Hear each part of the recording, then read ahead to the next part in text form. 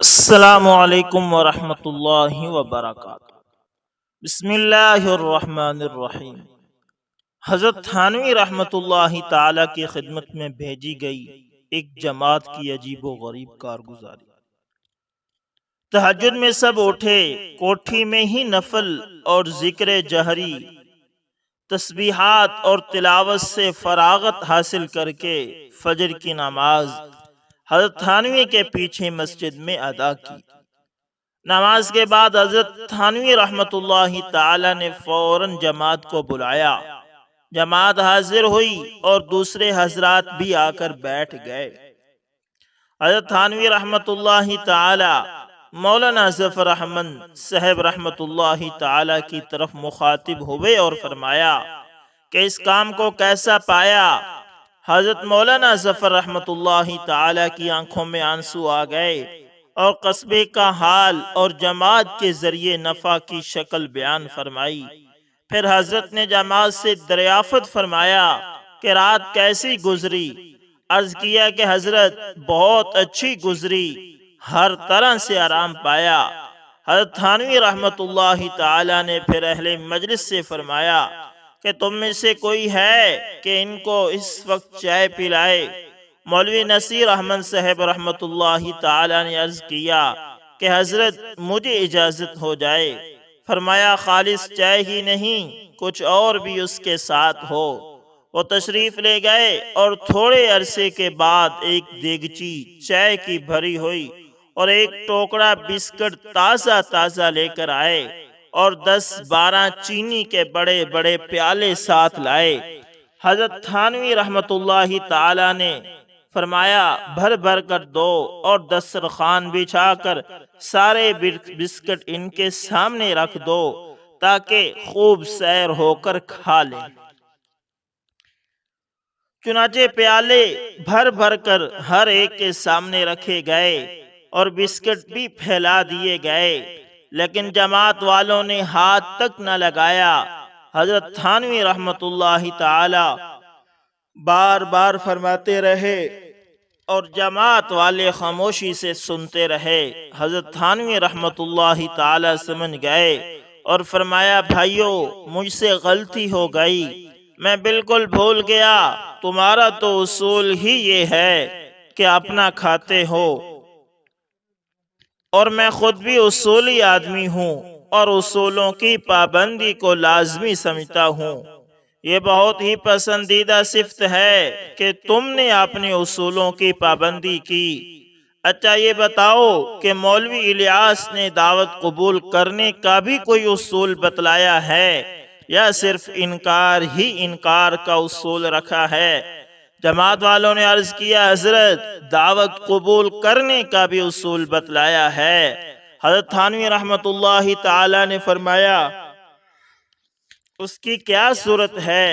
امیر جماعت نے عرض کیا کہ جس کام کے لیے ہم نے گھر بار چھوڑا ہے، دعوت کرنے والا بھی اس میں وقت لگانے کا ارادہ، نکل جانے کا نقد ارادہ کر لے تو ہم اس کی دعوت قبول کر لیتے ہیں۔ حضرت اشرف علی تھانوی رحمت اللہ تعالی نے فرمایا کتنا وقت تم لوگ مانگتے ہو؟ امیر جماعت نے عرض کیا حضرت ہم 3 چلے مانگتے ہیں۔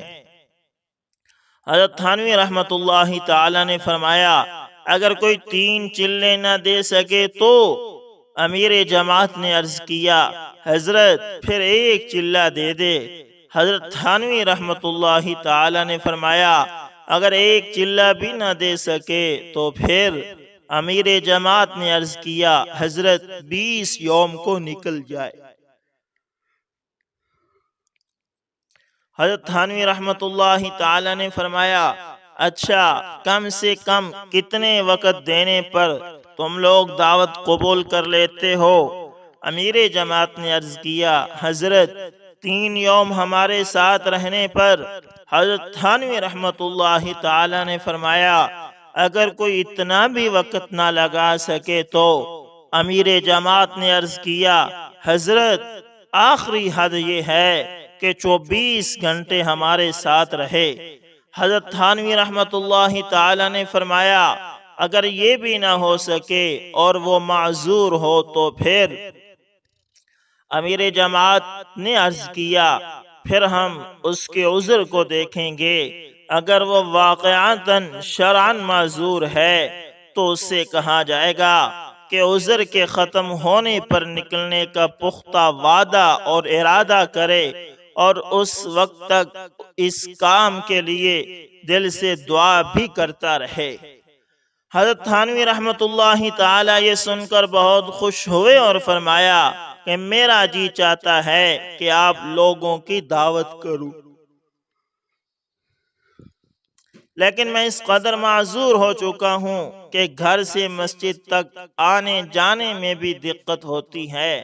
اگر آپ حضرات کے نزدیک میرا یہ عذر قبول ہو تو میری دعوت قبول کر لیجئے، ورنہ میں بخوشی اس پر راضی ہوں کہ تم بے جھجک انکار بھی کر سکتے ہو۔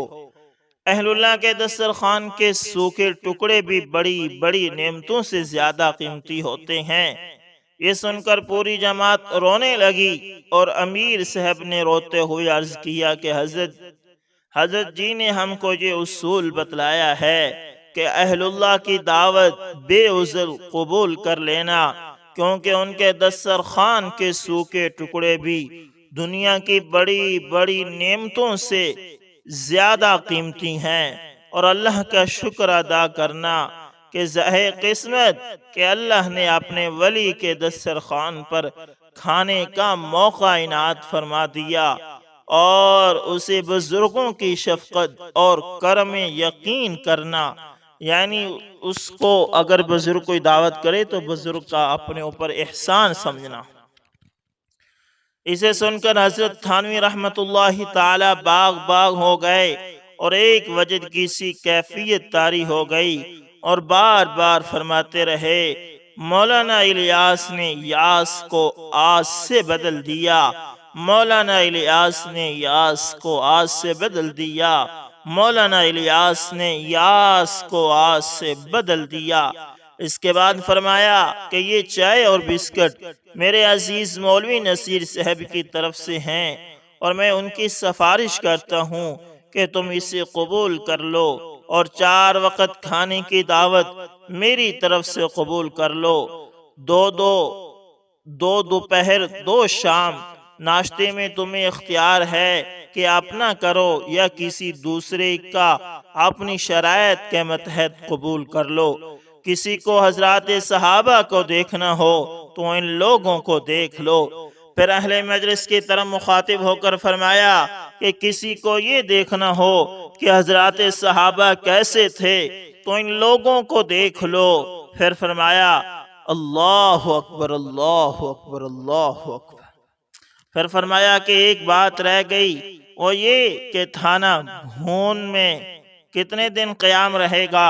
امیر جماعت نے عرض کیا کہ حضرت جی نے فرمایا کہ 3 دن تھانہ بھون میں ٹھہرنا، لیکن اگر حضرت کی طرف سے زیادہ دن ٹھہرنے کا حکم ہو تو پھر جتنا حضرت فرماویں اتنے دن ٹھہر جانا۔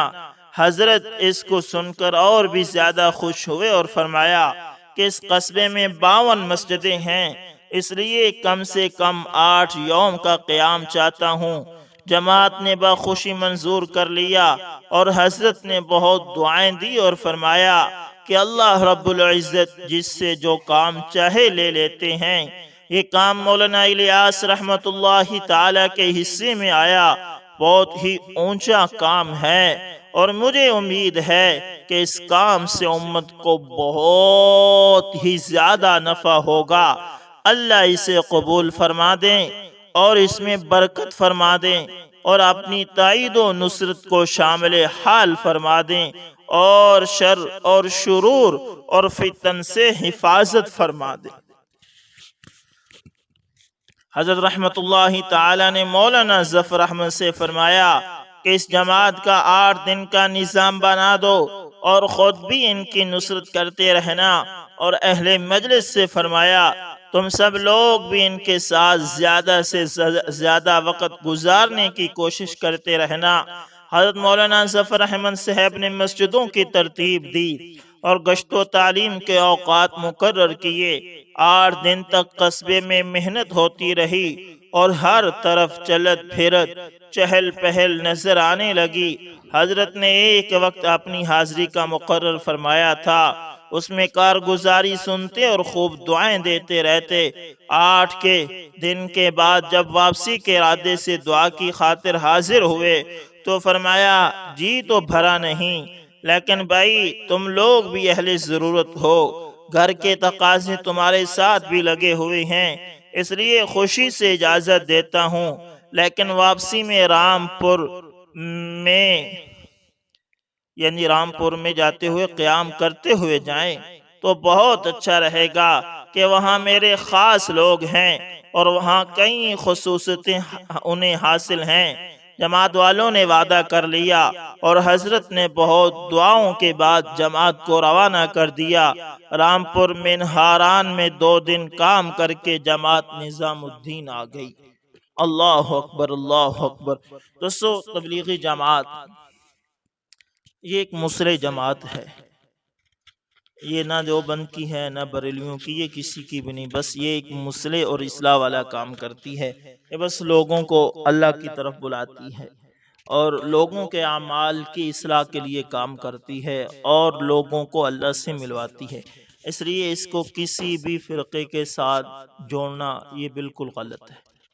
اس میں دیوبندی بھی ہیں، بریلوی بھی ہیں، اہل حدیث بھی ہیں، سب لگے ہوئے ہیں۔ ہاں، اس کو اپنی جماعت سمجھنا ہی عقل مندی ہے۔ خیرکم، تم میں سے بہتر وہ لوگ ہیں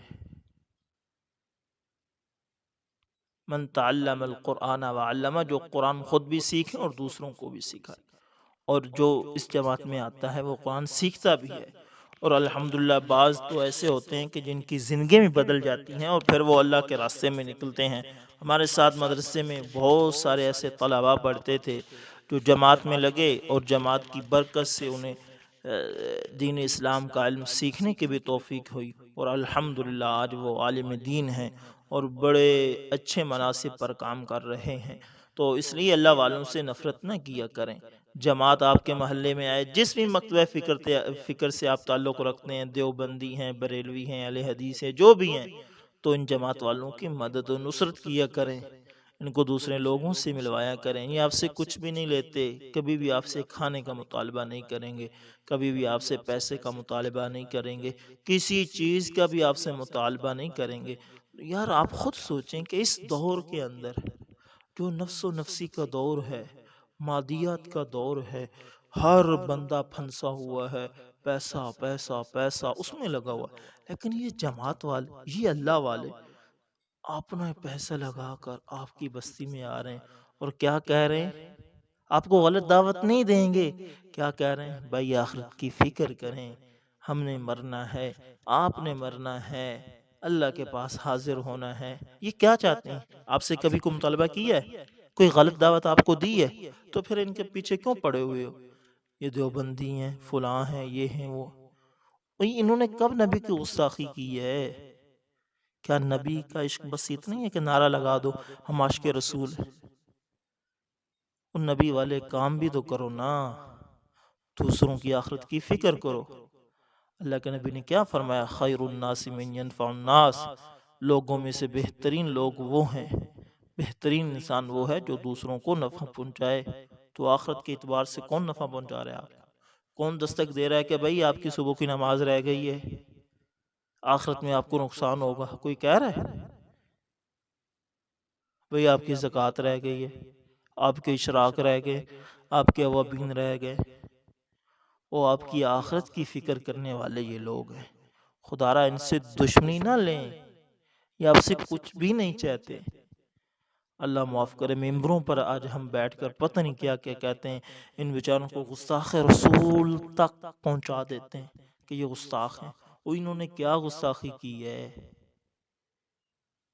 کیا گستاخی کی ہے؟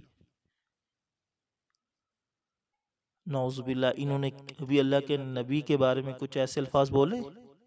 نہیں بولے۔ کبھی کچھ کہا ہے؟ نہیں کہا۔ بلکہ ہم سے زیادہ درود شریف یہ پڑھتے ہیں۔ بس ہم نے بس ایک ہی درود مخصوص کیا ہوا ہے کہ جو الصلاۃ والسلام علیہ کا پڑھتا ہے بس وہ سچا عاشق ہے، اور کوئی بھی عاشق نہیں۔ یہ کہاں لکھا ہوا ہے؟ کہیں لکھا ہوا؟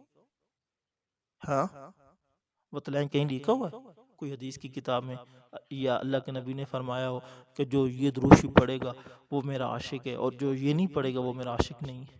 دروشی تو آپ کوئی بھی پڑھ سکتے ہیں، صلی اللہ علیہ وآلہ وسلم بھی پڑھ سکتے ہیں، درود ابراہیمی بھی پڑھ سکتے ہیں، یہ بھی پڑھ سکتے ہیں، سب پڑھ سکتے ہیں۔ تو پھر ان پر کفر کے فتوے کیوں لگاتے ہیں؟ خدا را اللہ سے ڈرو اور امت کو تفرقے سے بچاؤ، تفرقے سے بچاؤ۔ جو جس حد تک بھی امت کو فائدہ پہنچا رہا ہے دین کے اعتبار سے، اسے پھیلانے دو، پہنچانے دو، لوگوں کو اللہ کے قریب تو کر رہا ہے، وہ کسی نہ کسی حد تک تو وہ کر رہا ہے۔ پھر اللہ اس کو بدعات چھوڑنے کی بھی توفیق دے دے گا، اسے اللہ کے پاس لے کر آنے تو دو۔ اللہ تعالیٰ سے دعا ہے کہ اللہ تعالیٰ ہمیں ایک امت بننے کی توفیق عطا فرمائے۔ دوستو، یہ ترغیبات کے اندر جو باتیں میں نے کی، اگر آپ ان سے متفق ہیں تو کمنٹ لازمی کریے گا۔ امید ہے ویڈیو اچھی لگی ہوگی، پسند ہے تو لائک شیئر کمنٹ لازمی کریں، اور اگر آپ ہمارے channel AS information T V پر نئے تو اس کو لازمی سبسکرائب کریں۔ تو دوستو ملتے ہیں کسی نیکسٹ اچھی سی ویڈیو کے اندر، تب تک کے لیے اللہ حافظ، جزاکم اللہ خیر۔